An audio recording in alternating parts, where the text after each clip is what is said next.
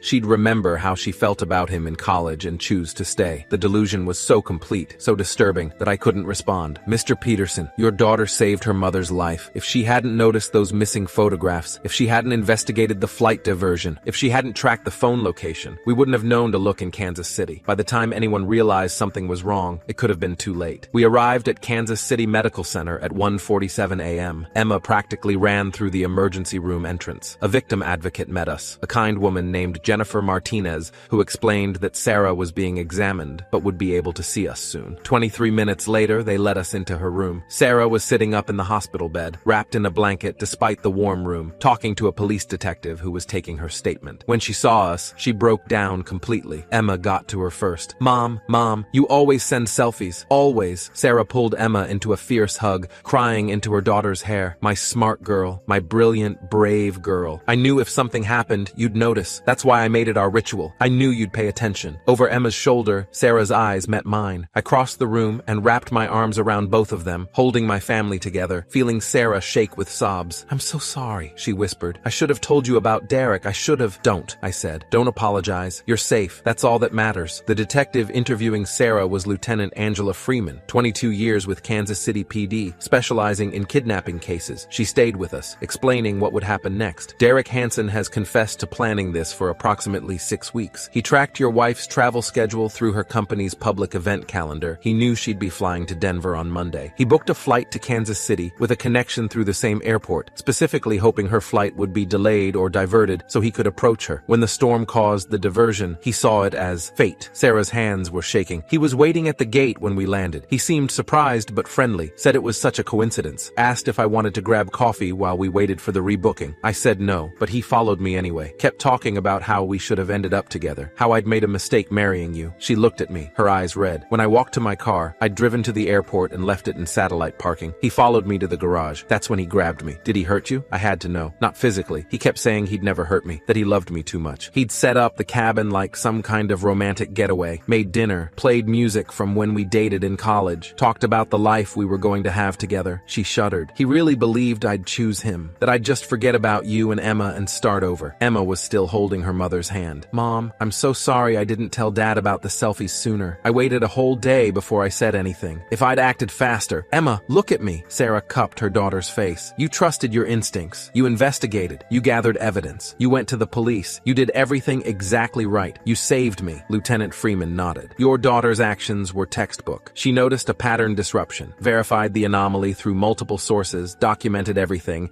and reported it to authorities. Most adults wouldn't have handled it as well. Derek Hansen was charged with first-degree kidnapping, second-degree assault, false imprisonment, stalking, and identity theft. The FBI added federal charges for interstate kidnapping and wire fraud for using Sarah's phone across state lines. His lawyer tried to argue diminished capacity, claimed Derek had been suffering from delusional disorder and didn't understand his actions were criminal. The prosecutor, Assistant U.S. Attorney David Chen, with 26 years of experience in violent crimes, destroyed that defense with Derek's own planning documents. They found notebooks in the cabin detailing his surveillance of Sarah, his research into her travel schedule, his preparation of the cabin. The trial lasted 6 days. Emma insisted on attending, wanted to testify if needed. She didn't have to. Sarah's testimony and the mountain of physical evidence were enough. The jury deliberated for 4 hours and found him guilty on all counts. He was sentenced to 15 years in federal prison with no possibility of parole for the first 10. At the sentencing, the judge, Honorable Patricia Weinstein, 34 years on the bench, addressed Derek directly. You didn't love Sarah Peterson. Love doesn't involve kidnapping, imprisonment, or trying to erase someone's family. You were obsessed with a fantasy, and you were willing to destroy a real person's life to maintain that fantasy. Your actions were calculated, deliberate, and cruel. Then she looked at Emma, sitting in the gallery. Young lady, your intelligence and courage saved your mother's life. You saw what others missed. You acted when others would have hesitated. You're a credit to your family and to every young person who's ever been told to ignore their instincts. That was 2 years ago. Sarah still travels for work, but everything's different now. She sends 3 selfies a day minimum, sometimes more. Hotel lobby, conference room, rental car, restaurant, coffee shop, airport gate. Emma and I get a running commentary of her entire trip through photographs. We don't complain, not ever. Not even when Sarah sends us a selfie of her hotel room ice machine at 11 p.m. with the caption, "Ice status confirmed." Emma is 17 now, a senior in high school. She's already been accepted to Georgetown's criminal justice program with a full scholarship. Says she wants to work for the FBI someday, help other families the way she helped ours. She already has. Since the case made national news, teens' Instagram instincts save kidnapped mother. Emma's gotten letters from other teenagers who noticed small warning signs and spoke up. 3 other potential kidnappings were prevented because someone saw Emma's story and trusted their gut. Last week, Sarah came home from a conference in Seattle with a present for Emma, a framed photograph. It was the first selfie Sarah had sent from that trip. Standing in front of her hotel window, Seattle's skyline behind her, holding a sign that read, "Day 1,